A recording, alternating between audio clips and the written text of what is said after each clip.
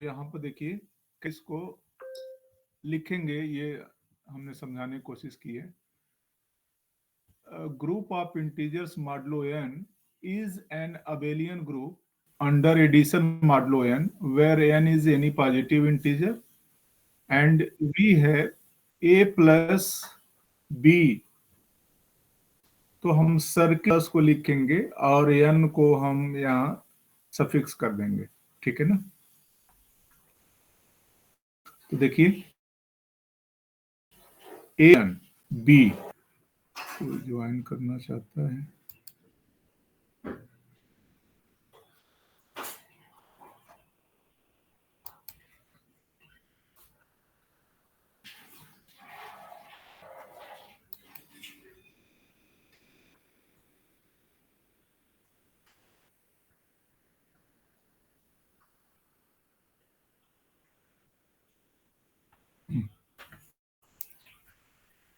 तो जैसे हमने यहाँ पे लिखा, मान लीजिए कि Z7 लिखा, Zn की वैल्यू 7 लिखा, तो Z7 कामा एडिशन मॉडुलो 7 ये अबेलियन ग्रुप फॉर्म करेगा और इसके जो एलिमेंट हो गए 0 1 2 3 4 5 6. तो जब हम दो एलिमेंट इसमें से कंसीडर करें, मान लीजिए कि हमने 4 ले लिया और 5 ले लिया, Z7 के एलिमेंट है, क्योंकि 6 0 से लेकर 6 तक इसके एलिमेंट है, तो 4 और 5 ले लिया, तो दोनों को जब ऐड करेंगे, यहाँ एक जगह पे 4 रख दीजिए, बी की जगह पे 5 रख दीजिए, तो 9 हो जाएगा. तो यह 9 7 से बड़ा है. ठीक है ना. तो अब हम क्या करेंगे, डिवाइड करेंगे या सब्ट्रैक्ट करके या उसकी वैल्यू को हम लिख देंगे. डिवाइड भी कर सकते हैं, सब्ट्रैक्ट भी कर सकते हैं.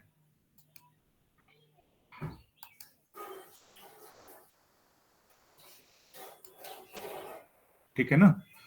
तो 4 प्लस 5 9 हो गया, उसमें से 7 को घटा दीजिए, तो 7 को घटाएंगे तो कितना बचेगा, 2 बचेगा. तो यहाँ पे 4 एडिशन मॉडुलो 7 5 की वैल्यू कितनी आ जाएगी, 2 आ जाएगी. ठीक है ना. डिवाइड करेंगे तब भी क्या आ जाएगा, रिमाइंडर 2 आ जाएगा. तो ऐसे भी हम लिख सकते हैं, जब यह a प्लस बी दो एलिमेंट का एडिशन लेस देन n है, तो जो भी वैल्यू रहेगा वही वैल्यू हम लिख देंगे a प्लस बी का. ठीक है ना.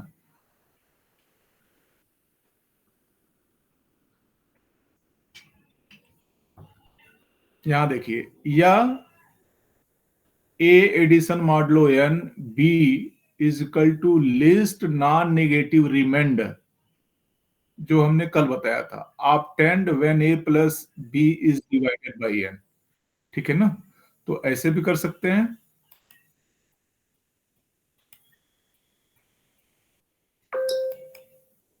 ठीक है ना.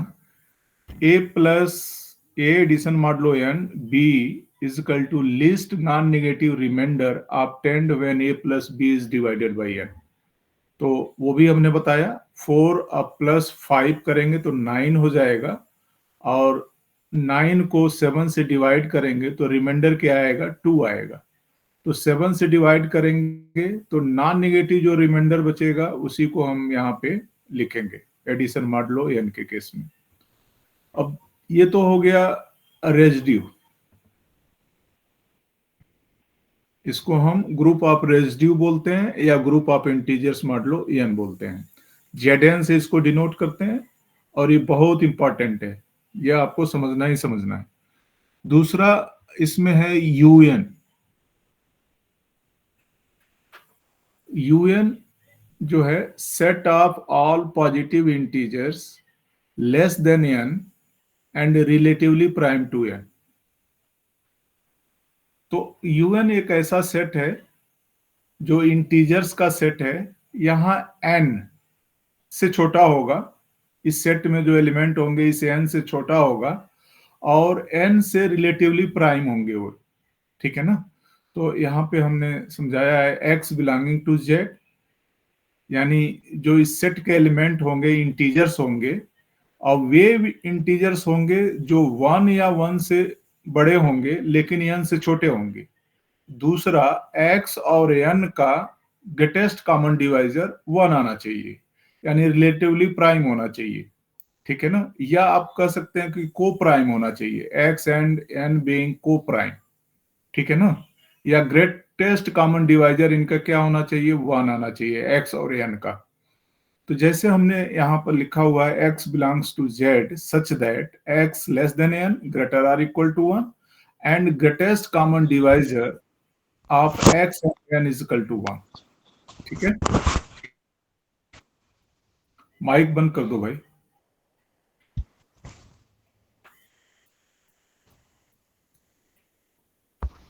तो U1 is a finite abelian group under multiplication modulo n, ठीक है। U1 क्या है,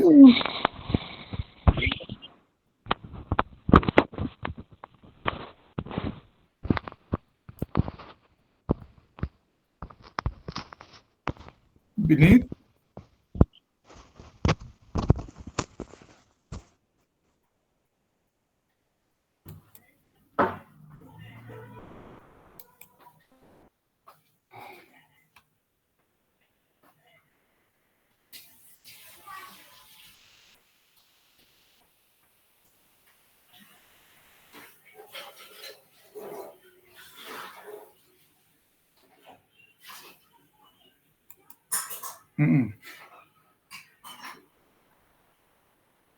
तो यहां पर देखिए UN is equal to set of all positive integers less than n and relative prime to n, ठीक है। दिस इज इक्वल टू, ये इसमें किसी को दिक्कत हो रही है? चलिए एक एग्जाम्पल से हम समझाते हैं। एग्जाम्पल आगे है इसीलिए अभी हम डिफिनीशन बता रहे हैं। तो एग्जाम्पल आपके पास है, जैसे मान लीजिए U7 U6 लिखना है आपको, U6 n की वैल्यू 6 है, तो इसके जो एलिमेंट होंगे x greater than 1 and less than 6 होंगे, ठीक है। दूसरा शर्त है ग्रेटर आर इक्वल टू 1 और लेस देन 6 होंगे, ये तो पहला शर्त हो गया। दूसरा शर्त तो ये हो गया कि x और n रिलेटिवली क्या होंगे, प्राइम होंगे या को प्राइम होंगे, या इनका ग्रेटेस्ट कॉमन डिवाइजर क्या होगा, 1 होगा। तो देखिए यहां पे अगर हम x की वैल्यू पहला 1 रख लेंगे, दूसरा क्या हम 2 रख सकते हैं, 2 और 6 का ग्रेटेस्ट कॉमन डिवाइजर 1 नहीं मिलेगा तो 2 नहीं रखेंगे। क्या 3 रख सकते हैं, 3 भी नहीं रख सकते क्योंकि 3 और 6 का ग्रेटेस्ट कॉमन डिवाइजर 1 नहीं मिलेगा। 4 नहीं रख सकते, तो 1 और 5 सिर्फ दो ही एलिमेंट होंगे, 1 और 5। तो U6 के सिर्फ दो एलिमेंट होंगे, 1 और 5, ठीक है ना। इस तरह से लिखेंगे इसको। और ये जो UN है ये भी ग्रुप फॉर्म करेगा, ग्रुप के साथ साथ चूंकि कम्यूटेटिव प्रॉपर्टी भी इसमें होल्ड करेगी, तो इसको हम अबेलियन ग्रुप कहेंगे। चूंकि इसमें नंबर ऑफ एलिमेंट्स फाइनाइट है इसलिए इसको फाइनाइट अबेलियन ग्रुप कहेंगे, ठीक है ना। UN is a finite abelian group under multiplication modulo n, ठीक है ना। और इसके एलिमेंट को, चूंकि इसका बाइनरी कंपोजिशन है, मल्टीप्लिकेशन मॉडुलो n है, ठीक है ना। तो जैसे आपने एडिशन मॉडुलो n में किया था कि a प्लस बी को ऐड, ए और बी को ऐड किया, अगर n से बड़ा है तो n से उसको डिवाइड कर दीजिए और नॉन नेगेटिव लिस्ट पॉजिटिव जो रिमाइंडर है उसको आप लिख दीजिए, या a प्लस ए को b से ऐड करिए और n को सब्ट्रैक्ट कर लीजिए, तो जो रिमाइंडर बचा वो लिख लीजिए। उसी तरह से यहाँ सिंपल मल्टीप्लिकेशन कर दीजिए a डॉट बी, ठीक है ना, और n से डिवाइड कर दीजिए। अगर a डॉट बी n से बड़ा है तो n से डिवाइड करिए, लिस्ट नॉन निगेटिव रिमाइंडर आप लिख लीजिए, ठीक है ना। तो सिंपल मल्टीप्लिकेशन करिए, n से डिवाइड करिए, जो भी रिमाइंडर बचे उसको लिख लीजिए। तो ये a मल्टीप्लिकेशन मॉडुलो b हो गया, ठीक है ना। Least non negative remainder obtained when a dot b is divided by n, ठीक है।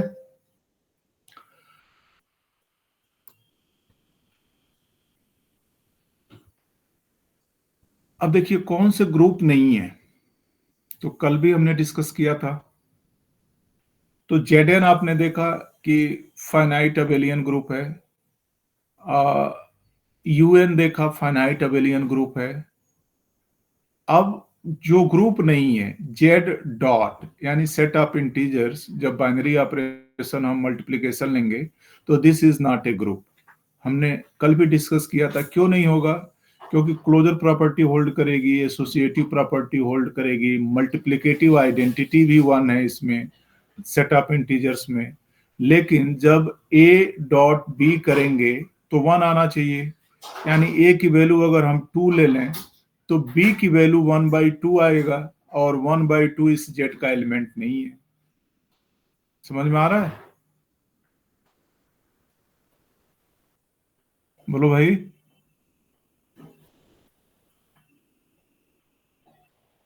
आवाज आ रही है मेरी?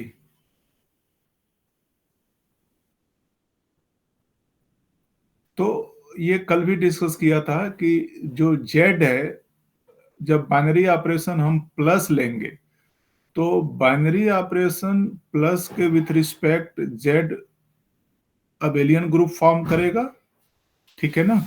लेकिन डॉट के विथ रिस्पेक्ट ये ग्रुप ही नहीं बनाएगा, क्योंकि यहाँ पर इनवर्स एग्जिस्ट नहीं करेगा, सारे एलिमेंट का इनवर्स एग्जिस्ट नहीं करेगा, सिर्फ वन का मल्टीप्लिकेटिव इनवर्स एग्जिस्ट करेगा और -1 का मल्टीप्लिकेटिव इनवर्स एग्जिस्ट करेगा। दूसरा इसमें बी पार्ट है कि जब बाइनरी ऑपरेशन सेम सेट है, जेड ही है set of integers, binary operation अगर हम निगेटिव लेते हैं, सब्ट्रैक्शन लेते हैं, तो इसमें एसोसिएटिव प्रॉपर्टी एग्जिस्ट नहीं करेगा, ठीक है ना? तो इस सेकंड प्रॉपर्टी ही एग्जिस्ट नहीं करेगा, तो ये भी ग्रुप नहीं फॉर्म करेगा जब बाइनरी ऑपरेशन आप सब्ट्रैक्शन लेंगे। एन प्लस के बारे में भी कल डिस्कस किया था कि सेट ऑफ नेचुरल नंबर, जब बाइनरी ऑपरेशन हम एडिशन लेंगे तो ये ग्रुप फॉर्म नहीं करेगा, क्योंकि zero set of natural number में नहीं मिलता। तो न तो third property existence of identity exist satisfy होगा, और न एडिटिव इनवर्स वाली प्रॉपर्टी एग्जिस्ट होगा, सेटिस्फाई होगा। तो थर्ड और फोर्थ दोनों ही प्रॉपर्टी सेटिस्फाइड नहीं होंगे नेचुरल नंबर के लिए। तो set of natural number with binary operation addition does not form group.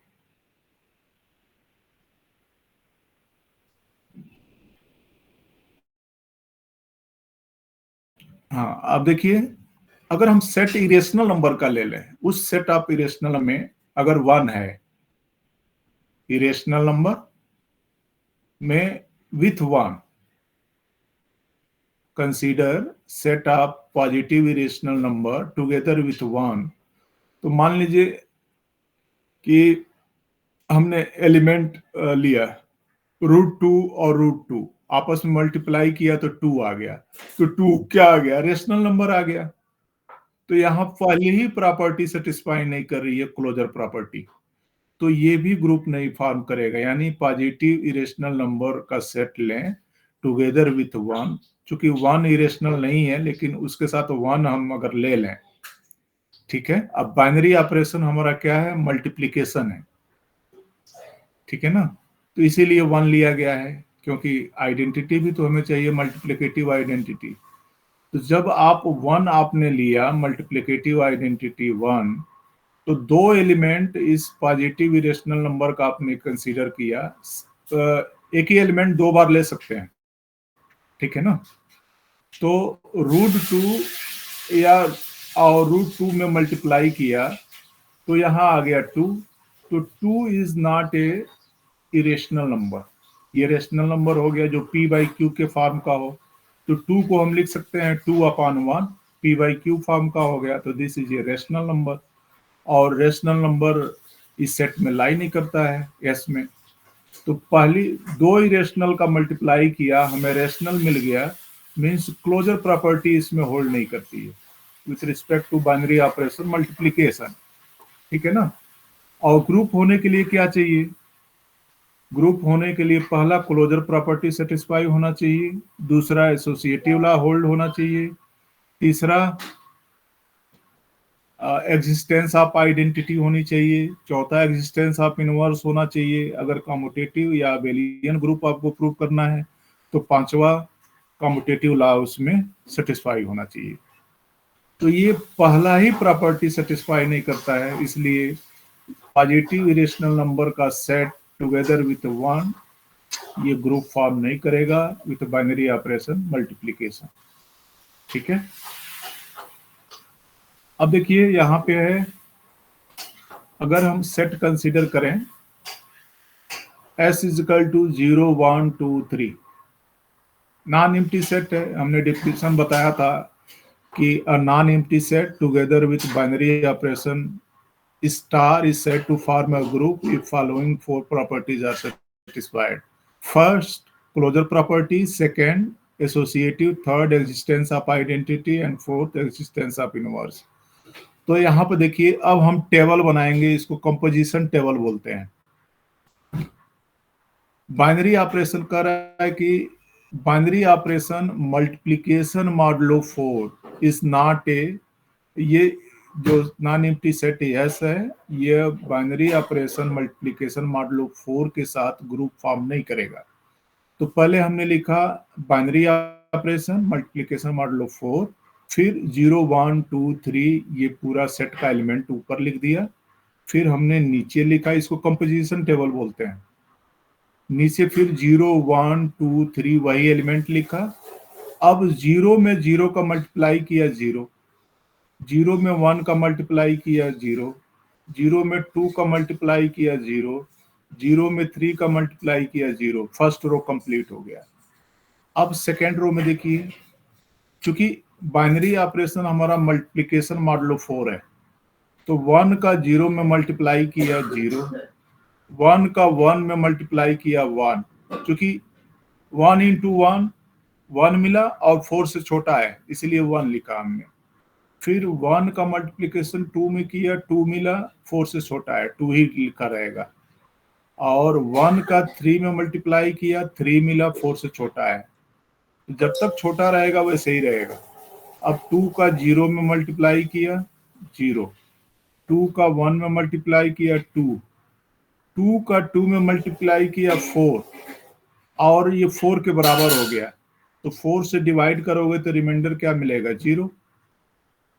ठीक है ना, या 4 को सब्ट्रैक्ट करोगे तो 0।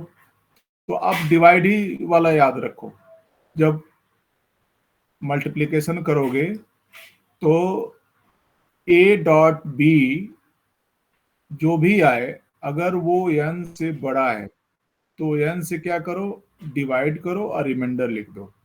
ठीक है, तो 2 into 2 into 2 is equal to 4 divided by 4 and remainder is 0। 2 into 3 6 greater than 4, तो 4 से डिवाइड करो तो रिमाइंडर इज 2।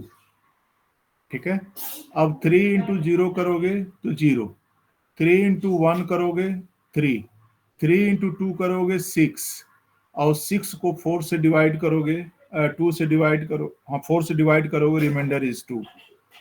3 इंटू 3 करोगे 9, 4 से डिवाइड करोगे, रिमाइंडर इज 1। तो देखो यहाँ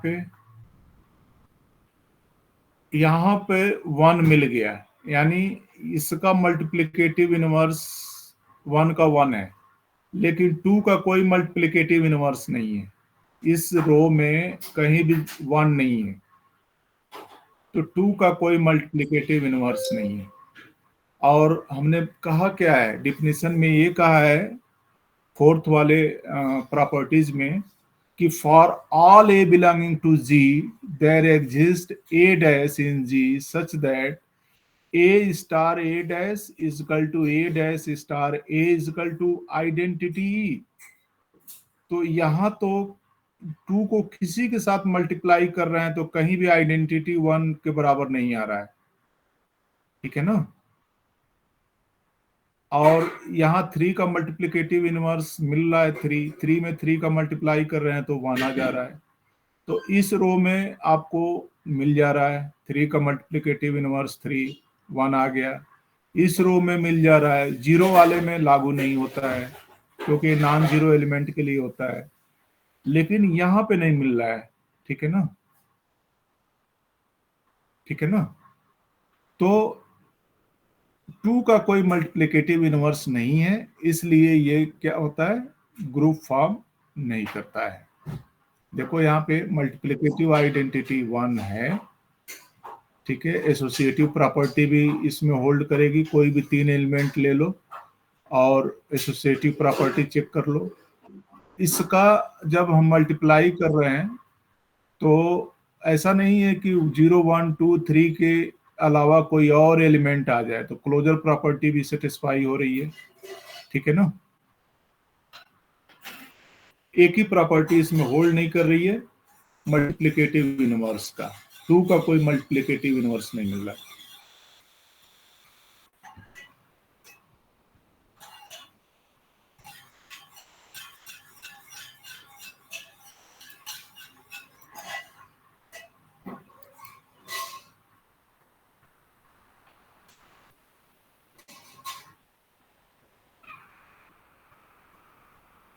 हम्म।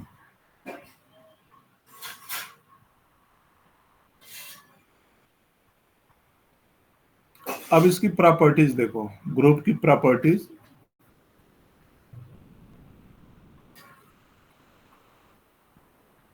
पहली प्रॉपर्टीज है ग्रुप की, पहली प्रॉपर्टी यूनिकनेस ऑफ आइडेंटिटी।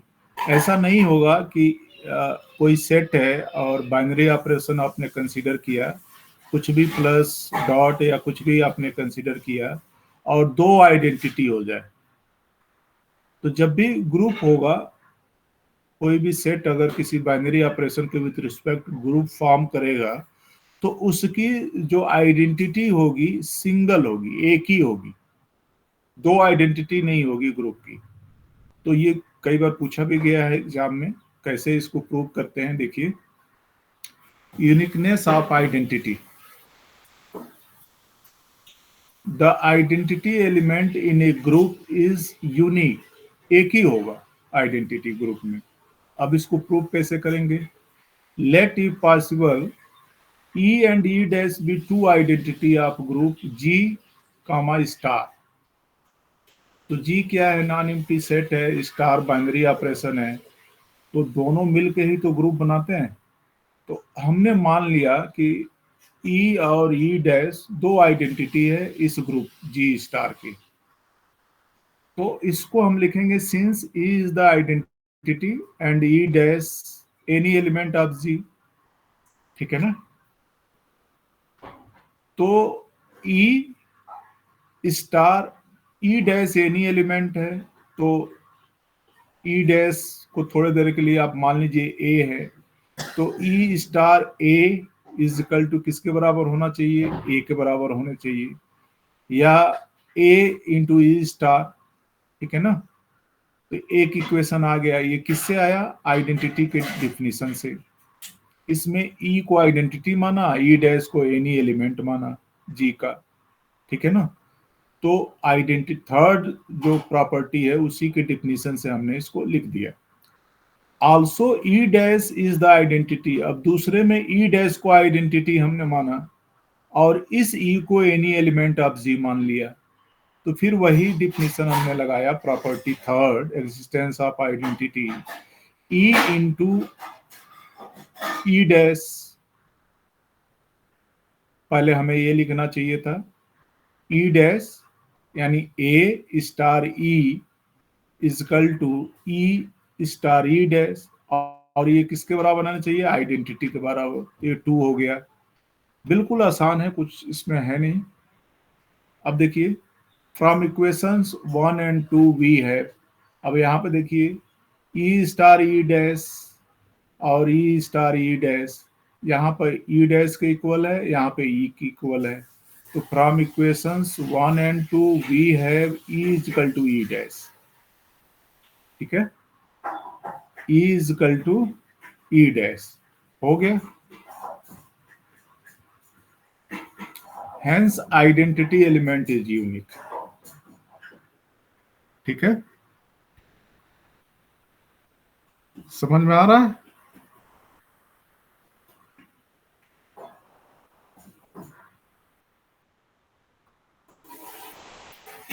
ये कई बार पूछा गया है और बिल्कुल 2 लाइन का प्रूफ है ये। और एक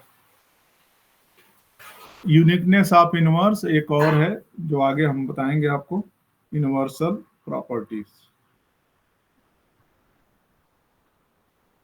अब यहाँ पे देखिए यूनिकनेस ऑफ इनवर्स।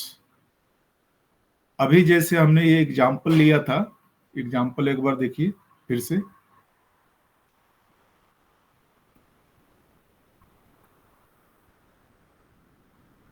हाँ देखिए, जीरो को छोड़ करके इस वन का तो इनवर्स मिल गया, वन का वन में मल्टीप्लाई किया तो वन आ गया, वन का इनवर्स है यानी सेल्फ इनवर्स है। और थ्री का इनवर्स है, ये भी सेल्फ इनवर्स है, थ्री का इनवर्स थ्री है, थ्री में थ्री का मल्टीप्लाई कर रहे हैं तो वन आ रहा है। लेकिन इस टू का इनवर्स नहीं है, इसलिए ये ग्रुप फॉर्म नहीं कर रहा है। मीन्स जितने भी एलिमेंट है सबके इनवर्स होने चाहिए, ठीक है ना। तो अब वही है, यहाँ पे देखिए uniqueness of inverse, the inverse of each element in A group is unique.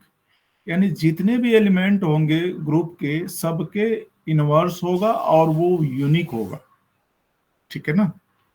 अब इसका प्रूफ कैसे करेंगे, late G star be a group, ठीक है। जी नॉन एम्प्टी सेट है और स्टार बाइनरी ऑपरेशन है। हमने बताया था आपको कि बाइनरी ऑपरेशन क्या है, मैपिंग है f from N cross N to N, ठीक है ना।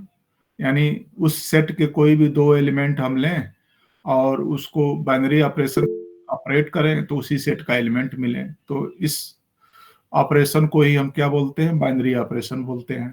तो star is a binary operation. तो let G star be a group if possible let A one and A two be the inverse elements of A in G. G का कोई एक element हमने ए ले लिया और उसका हमने सपोज कर लिया कि अगर संभव है तो मान लिया कि इस ए का एक ए वन इनवर्स है और एक ए टू इनवर्स है, तो इनवर्स मान लिया। हमें प्रूव क्या करना है कि कोई भी एलिमेंट लिया उसका एक ही इनवर्स होगा, लेकिन हमने दो इनवर्स ले लिया, एक ए वन एक ए टू। देन अब देखिए A star A one, fourth property of group जो है existence of inverse. A star A one is equal to A one star A किसके बराबर होना चाहिए, आइडेंटिटी की। तो ग्रुप की आइडेंटिटी ही है। और जब हम ए टू लेंगे, ए टू भी इनवर्स है, तो A star A two is equal to A two star A is equal to A भी आइडेंटिटी के बराबर होना चाहिए। ग्रुप की चौथी प्रॉपर्टी का हम यूज यहाँ पे कर रहे हैं, ठीक है।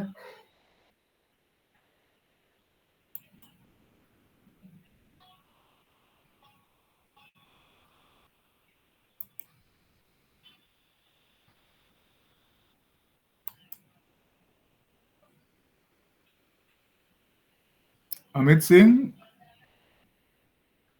इतना लेट से क्यों ज्वाइन कर रहे हो? बोलो भाई।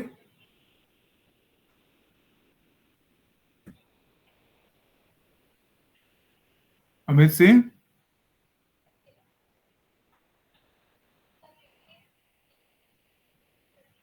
क्यों नहीं बोल रहे हो?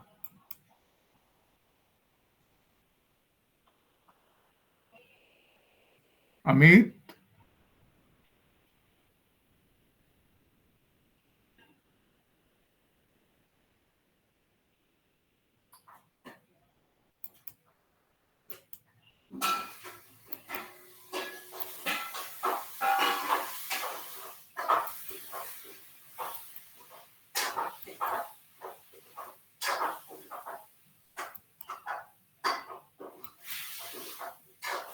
चला गया ये? Yes sir. अमित ही था कोई और था?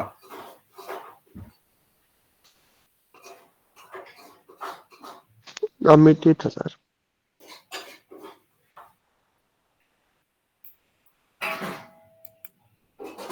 हम्म।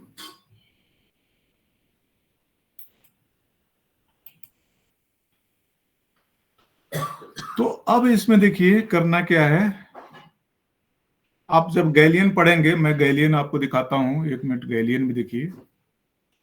तो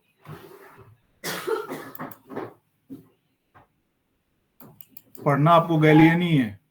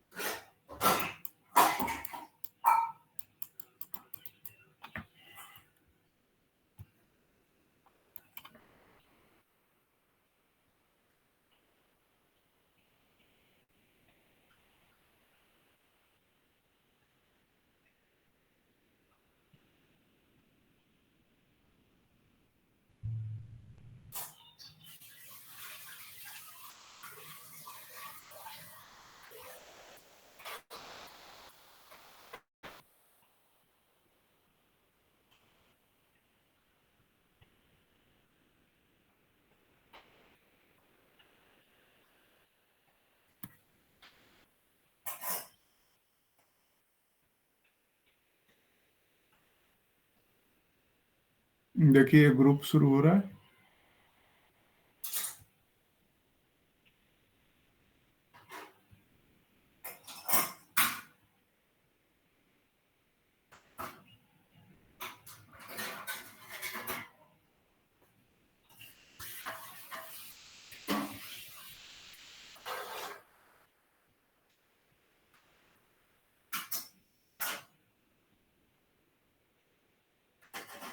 देखिए ग्रुप का डिफिनीशन है,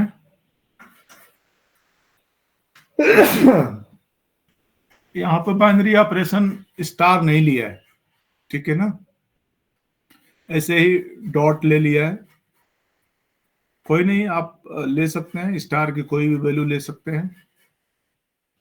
तो let G be a set together with a binary operation, हमने स्टार ले लिया है, क्योंकि हर बुक का अपना अलग अलग नोटेशन है, इसने कुछ नहीं लिया है, ठीक है। ये कर रहा है यूजुअली कॉल्ड मल्टीप्लीकेशन। तो चूंकि जब एडिशन लेंगे तब क्या होगा, फिर चेंज हो जाएगा, इसीलिए स्टार ले लीजिए और उसके जगह पर addition multiplication, addition modulo, multiplication modulo, आपको जो लेना है लेते रहिए, ठीक है ना। तो स्टार लेना जरूरी है। मैं जो दिखा रहा हूं प्रॉपर्टीज, हाँ देखिए ये हमने अभी बताया, ये set of integers under ordinary multiplication is not a group, ये हमने बता दिया है। जैसे 5 इंटू बी करोगे, A is equal to 5 into B करोगे तो 1 आना चाहिए। तो बी की वैल्यू 1/5, 1/5 सेट ऑफ इंटीजर्स में नहीं होगा। हमने ए इंटू 2 इंटू बी करके बताया है आपको, ठीक है ना।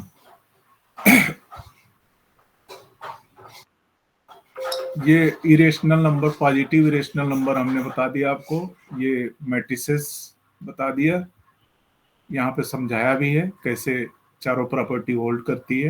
जेडएन, यही मैं डिस्कस कर रहा था, Z N group of integers modulo N, ठीक है ना। नॉन जीरो वाला ये हमें बताना है, लेकिन अभी जो हम प्रॉपर्टीज के बारे में आपको दिखाना चाह रहे थे, हाँ ये मल्टीप्लिकेशन मॉडलो एन वाला कैले टेबल, ये अभी मैं बताऊंगा।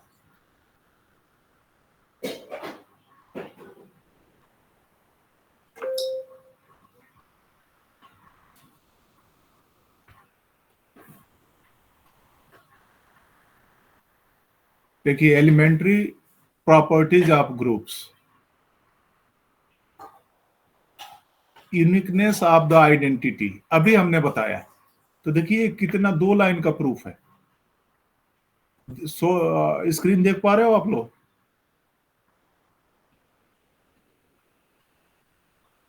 बोलो भाई। Yes, sir. In a group G there is only one identity element, अभी हमने कराया इसको, ठीक है ना। तो देखिए वही चीज है, एक जगह पे ई डैश और एक जगह पे ई लिया और ये दिखा दिया, दो इक्वेशन बना करके दोनों को इक्वेट कर दिया। चूंकि ये स्टार नहीं ले रहा है, आपको स्टार लेना है, ठीक है ना, या डॉट ही ले लेना है, ठीक है ना। तो जो ग्रुप हमने लिया है वो जी स्टार लिया है।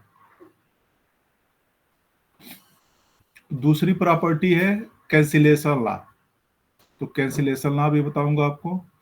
तीसरी प्रॉपर्टी है यूनिकनेस ऑफ इनवर्स, अभी वही मैं डिस्कस कर रहा था। देखिए यूनिकनेस ऑफ द इनवर्सेस, यानी सभी एलिमेंट के यूनिक इनवर्स होंगे। इसका प्रूफ देखिए दो ही लाइन में है और ये पूछा जाता है। और एक और प्रॉपर्टी है,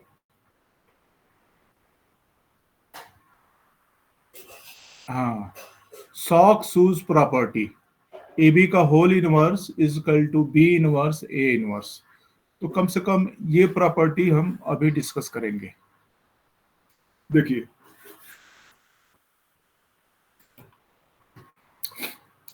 तो यहाँ पे हमने फिर जी स्टार लिया, जी स्टार भी ए ग्रुप, इफ पॉसिबल हमने मान लिया कि A1 A2 B the inverses of A, then A star A1 is equal to A1 star A is equal to E, and A star A2 is equal to A2 star A is equal to E। तो यहाँ पर देखिए अब हम consider करेंगे A1, तो A1 में किसी भी आइडेंटिटी का मल्टीप्लिकेशन कर दीजिए तो A1 ही मिलेगा। तो A1 इज इक्वल टू हम लिख सकते हैं A1 star E, since E is the identity element of G, ठीक है ना। ग्रुप के हमने बताया था कि अगर बाइनरी ऑपरेशन आपका एडिशन है तो जीरो को किसी भी एलिमेंट में ऐड करो वही एलिमेंट मिलेगा।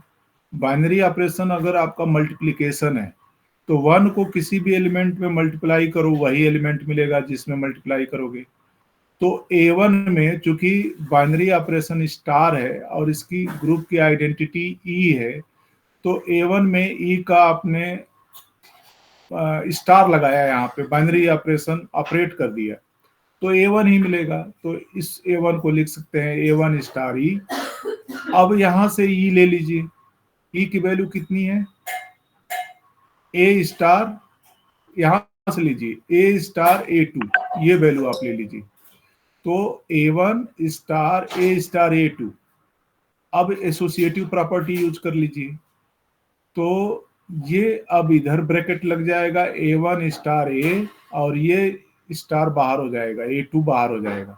तो स्टार A2 बाहर हो गया एसोसिएटिव प्रॉपर्टी से। अब क्या करना है आपको, इक्वेशन 1 का यूज कर लेना है। A1, ये इक्वेशन 1 है, तो इसके जगह पर A1 स्टार ए की जगह पर फिर ई लिख दीजिए, तो ई स्टार A2, और ई स्टार A2 का मतलब A2, तो A1 इजकल टू क्या आ गया, A2 आ गया। आप लेके क्या चले थे, A1, मिल क्या गया, A2, और A1 किसका इनवर्स है, A का, A2 किसका इनवर्स है, A का, और A1 A2 बराबर हो गया। इसका मतलब क्या हुआ कि किसी भी एलिमेंट का जो इनवर्स होगा वो यूनिक होगा, ग्रुप के किसी भी एलिमेंट का इनवर्स यूनिक होगा, hence the inverse of a is unique. तो एक आपने ये समझ लिया, ठीक है ना। जब आप बुक भी पढ़ेंगे तो ज्यादा समझ में आएगा, ठीक है ना। हमने ये आसान करके समझाया है ताकि बुक से जल्दी आपको समझ में नहीं आएगा। अब कैंसिलेशन, तीसरी प्रॉपर्टी है cancellation. If G is a group and a b c belonging to G, a b c G के एलिमेंट है और G क्या है, ग्रुप है। क्योंकि यहाँ डॉट है, अब बाइनरी ऑपरेशन डॉट है, तो बाइनरी ऑपरेशन यहाँ पे क्या है, डॉट है, मल्टीप्लीकेशन है। तो G dot is a group and ABC are elements of G, then A dot B is equal to A dot C. This implies B is equal to C. and B dot A is equal to C dot A. This implies B is equal to C for all ABC belonging to G. ठीक है ना? अब इसको कैसे prove करेंगे? देखिए, तो जब बुक का आप पढ़ेंगे तो जल्दी समझ में नहीं आएगा, क्योंकि एक एक दो दो लाइन में वो समझाया है, कहाँ कौन सा, जब तक कंसेप्ट क्लियर नहीं होगा गैलियन नहीं समझ में आएगा। ठीक है ना? तो हम यहाँ पे लेके चल रहे हैं let a B is equal to A c, then consider b. चूंकि b is equal to c आपको प्रूव करना है तो बी लेके चलेंगे हम, और हमने मान लिया है कि A B is equal to A C है। ये जो पहला कंडीशन है, A B is equal to A C हमने मान लिया है, तो हमें प्रूव क्या करना है? बी इज इक्वल टू सी। ठीक है ना? तो बी लेके चलेंगे। तो बी को हम लिख सकते हैं किसी भी आइडेंटिटी का मल्टीप्लिकेशन करते, चूंकि अब बाइनरी ऑपरेशन डॉट है, यहाँ स्टार नहीं है, स्टार की वैल्यू हमने डॉट ले लिया है।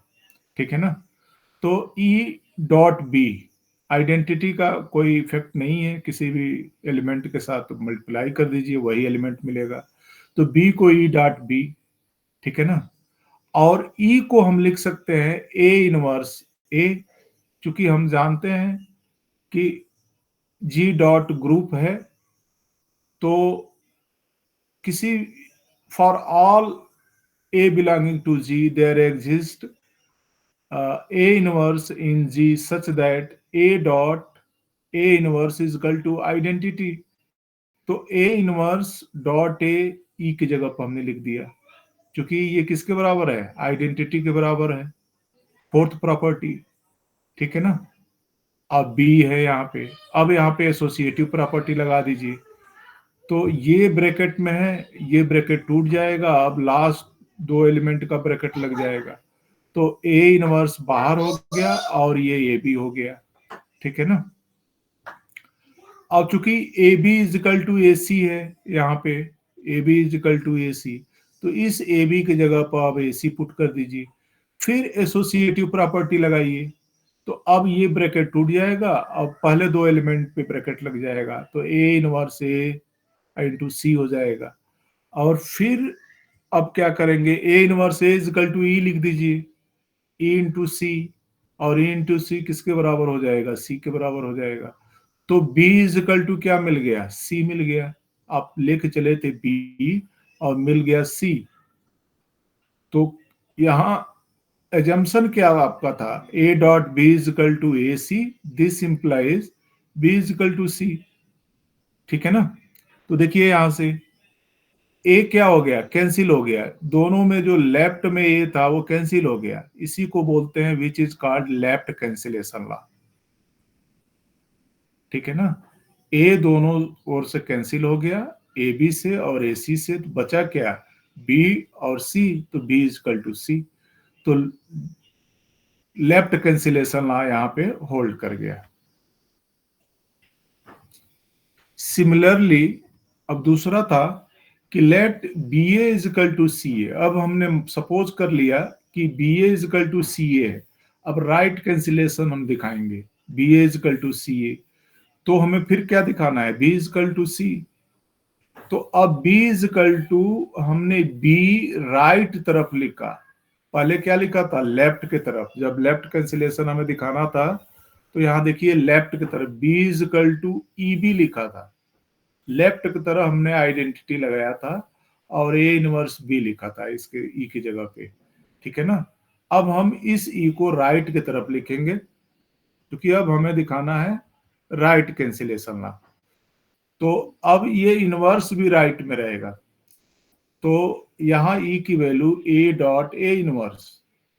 और हम जानते ही हैं फोर्थ प्रॉपर्टी यही कहता है कि for all A belonging to G there exist A inverse in G such that A star A inverse is equal to A inverse star A is equal to E. तो अब यहां पर star की जगह पे डॉट है, तो b a dot a inverse. Associative property लगाएंगे तो ये ब्रैकेट हट जाएगा, पहले दो एलिमेंट पे ब्रैकेट आ जाएगा बी ए, और B A is equal to सी ए है, तो यहाँ सी ए लिख दीजिए। फिर एसोसिएटिव प्रॉपर्टी लगाइए, तो अब ए इनवर्स की वैल्यू आइडेंटिटी ई, तो सी, फिर सी आ गया, तो बी इजकल टू सी आ गया। तो जब बी ए इजकल टू सी ए है, this implies b is equal to c, right cancellation law यहाँ पे सेटिस्फाई हो गया, लग गया, ए कैंसिल हो गया। Thus, BA is equal to CA. This implies B is equal to C, which is called right cancellation law. अच्छा, आप लोग कुछ पूछ नहीं रहे हो? सचिन,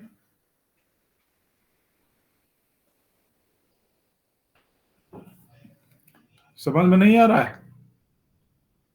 किशन कुमार,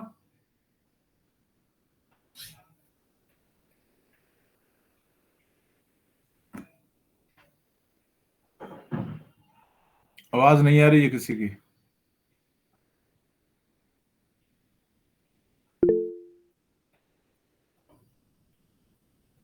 बोलो भाई,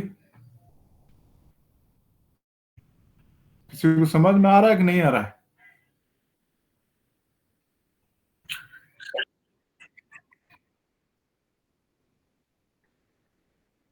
अच्छा,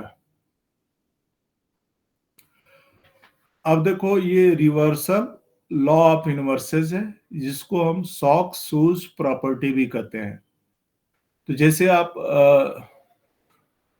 जूता पहनते हो, तो पहले क्या आप मोजा पहनते हो, सॉक्स पहनते हो, और फिर शूज पहनते हो, ठीक है ना? लेकिन उतारना होता है तो पहले क्या उतारते हो? शूज उतारते हो, फिर सॉक्स उतारते हो। तो इस जो ये प्रॉपर्टी है, ये पिछले ही बार पूछा गया था। इसको रिवर्सल लॉ ऑफ इनवर्सेस या सॉक्स शूज प्रॉपर्टी भी कहते हैं। तो देखो यहाँ पे ए डॉट बी, डॉट यहाँ पे क्या है? डॉट यहाँ पे है, यहाँ पे देखो, ए डॉट बी का इनवर्स है, ठीक है ना? तो पहले बी इनवर्स और फिर ए इनवर्स, अब उल्टा हो गया, ठीक है ना? ए डॉट बी का होल इनवर्स लिया आपने, तो जब इसको आप तोड़ोगे तो पहले बी का इनवर्स करोगे, फिर ए का इनवर्स करोगे, for all A B belonging to G. अब इसका प्रूफ कैसे है? Let G be a group and A and B be elements of group G. तो जी अगर ग्रुप है, तो और ए और बी उसके एलिमेंट है, तो उसके इनवर्स भी उसी ग्रुप में लाई करेंगे। अभी आपने प्रूव किया, जितने भी एलिमेंट हैं उसके सबके इनवर्स होंगे और यूनिक इनवर्स होंगे। That means a inverse and b inverse belongs to G. Then अब देखिए, a inverse A is equal to e, and this is equal to A into A inverse, and B inverse into B is equal to E, this is equal to B dot B inverse, ठीक है ना? ये property हो गई fourth property group की। अब हम क्या करेंगे? A b dot b inverse और इंटू ए इनवर्स लेके चलेंगे, ठीक है ना? A b dot b inverse into a inverse. तो ये जब लेके चलेंगे, ये इनवर्स है, तो यहां पहले एसोसिएटिव प्रॉपर्टी लगाएंगे, इसको आप हटा दीजिए। तो बी बी इनवर्स बीच में हमने एक साथ लिया, और ए को छोड़ दिया अलग, और ए इनवर्स को अलग छोड़ दिया। तो बी बी इनवर्स, अभी आपने ऊपर देखा कि ये आइडेंटिटी के बराबर है, तो ए ई ए इनवर्स, ठीक है ना? और आइडेंटिटी है तो इसकी रखिए या छोड़ दीजिए, क्योंकि किसी में मल्टीप्लाई करेंगे वही एलिमेंट मिलेगा। तो आइडेंटिटी को यहां से हटा दिया, ठीक है? तो ए इनवर्स मिला, और ए इनवर्स की वैल्यू कितनी आ गई? ई आ गई। ये अभी आपने देखा, A inverse is equal to E, ठीक है ना? तो ए बी का बी इनवर्स ए इनवर्स में मल्टीप्लाई किया तो आइडेंटिटी आ गया, ठीक है ना? एंड बी इनवर्स, अब चूंकि ये राइट से आपने मल्टीप्लीकेशन किया बी इनवर्स ए इनवर्स का, अब लेफ्ट से कर दीजिए। तो बी इनवर्स ए इनवर्स अब लेफ्ट में रखिए और डॉट ए भी रखिए। तो फिर उसी तरह से बीच वाले ए इनवर्स ए की वैल्यू ई हो जाएगी, बी इनवर्स बी हो जाएगा, बी इनवर्स बी की वैल्यू ई हो जाएगी। तो आप देख रहे हैं 1 और 2 में बी इनवर्स ए इनवर्स को लेफ्ट में रखिए, राइट में रखिए, ए बी के साथ जब मल्टीप्लाई कर रहे हैं तो आइडेंटिटी मिल रही है 1 में भी और 2 में भी। तो from equations 1 and 2 we have this into this AB dot B inverse A inverse is equal to E, this is equal to B inverse A inverse dot AB।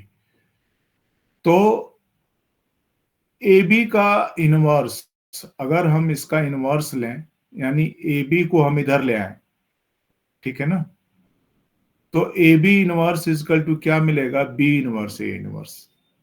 यही हमें प्रूव करना था। इसी को रिवर्सल प्रॉपर्टीज ऑफ इनवर्सेस बोलते हैं या सॉक-सूज property बोलते हैं, ठीक है। अब इसमें और भी हमें बताना था, तो ये कैले टेबल हमें बताना था कैसे कंस्ट्रक्ट करते हैं U10 का। और फिर एक और क्वेश्चन है कैले टेबल से रिलेटेड है। फिर इतना बताना था तो रहने दें। यस सर, अगली क्लास में बता देना। अच्छा, तो अटेंडेंस एक बार कोई वो करो।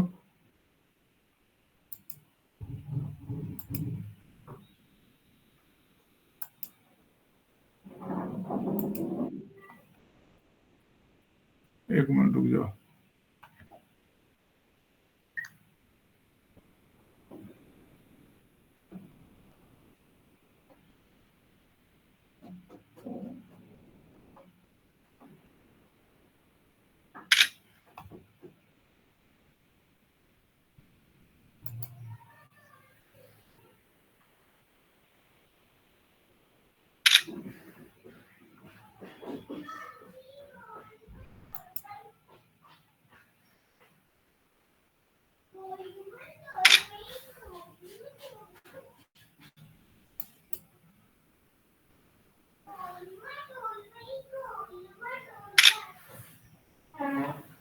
ठीक है, लेप कर जाओ।